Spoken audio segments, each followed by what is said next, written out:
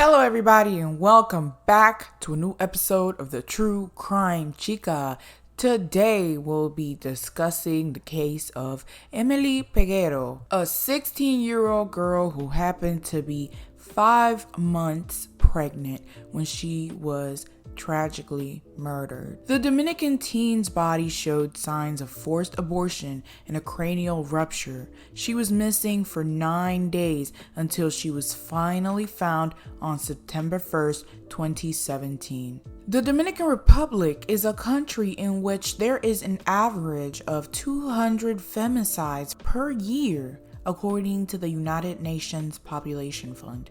However, it has been said that the number could be higher. According to Peguero's father, Genaro Peguero, she didn't want to abort, and they killed her because they didn't want her to have a baby, he expressed to BBC Mundo by phone interview. Peguero's father says that he saw some of the text messages exchanged between her daughter and the mother of the boyfriend, in which she asked her to have an abortion. It is not clear whether Peguero bled to death from the miscarriage or from the blow to the head.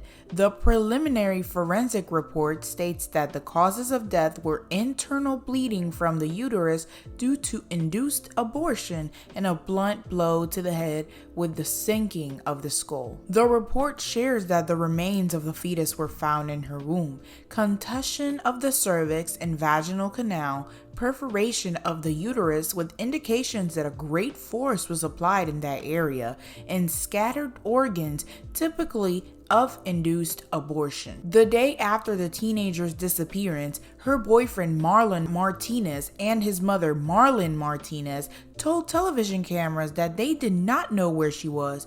They were dismayed and asked Peguero to come back and not to make them suffer more. However, after a series of contradictions as well as evidence against him, including the testimony of the guard at his apartment and recordings on security cameras, Marlon Martinez pleaded guilty and was arrested. His mother, who was deputy director of the National Passport Office, was also arrested on charges of complicity. Marlon was sentenced to 30 years, and it was a highly complicated situation considering that Marlon, a politically active individual with a high position in the government, could have influence that would likely result in the outcome of an early release or a short sentence. This statement proved correct, as she was only sentenced to 5 years. When asked about her actions and her feelings about the situation, she could only share with the local press that she acted like a mother,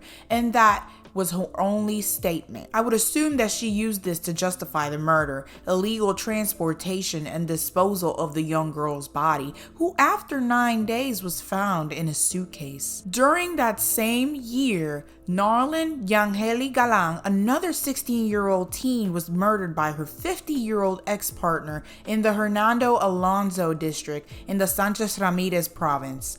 The man hit her on the head with a building block because she did not want to go back to him. This can also beg the question of what is the Dominican government doing to prevent these senseless femicides, which happen nearly every single day and are grossly underreported by local authorities, who are often faced with barriers of corruption and paid bureaucratic politics. According to the latest Demographic and Health Survey, or INDESA, 40% of teenagers from 15 to 19 years old have reported being a victim of physical, sexual, or emotional violence from their partner. A whopping 37% of teenagers get married or create a civil union before turning 18 years old, which is the legal age in Dominican Republic. And lastly, 77% of teenagers justify domestic violence from their partner if, quote, women make men mad. Concluding questions to consider. Do you believe that Marlon and Marlon received